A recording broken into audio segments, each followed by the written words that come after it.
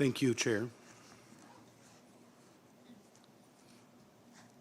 I have the honor to deliver this statement on behalf of Civil Society for the Family, an international coalition of over 200 organizations dedicated to protection of the family. We are grateful to member states as the principal stakeholders in this process for allowing this space for civil society to participate in the debate of the Commission. The theme of the Commission this year presents a unique opportunity to think beyond the same old tired controversial debates about sexual mores or sexual and reproductive health, in which this Commission has been mired too many times in recent years. The nexus between population policies and sustainable, sustained, and inclusive economic growth is largely ignored by the international population establishment. One aspect that is neglected more than others is the importance of population growth for sustained economic growth.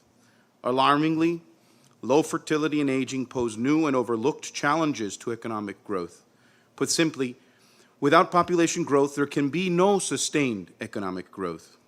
For many decades, the world's population experts have focused on reducing fertility in developing countries by promoting contraception, abortion, and a small family norm.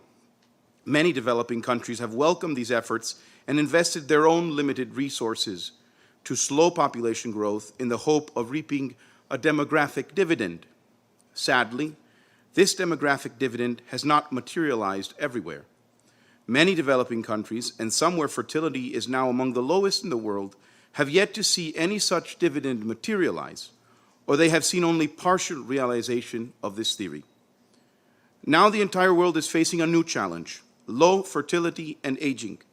As population experts increasingly acknowledge, this is an unprecedented challenge for which the world is not prepared.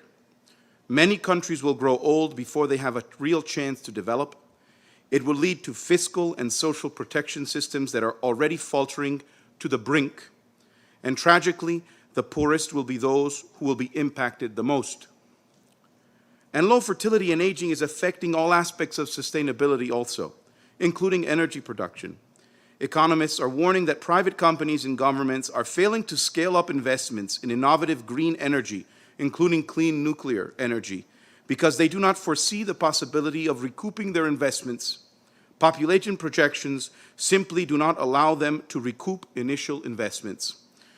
Protection of the family, in line with the obligations of member states under international human rights law, is a necessary component of the population policies needed to achieve economic growth that is sustained, sustainable, and inclusive.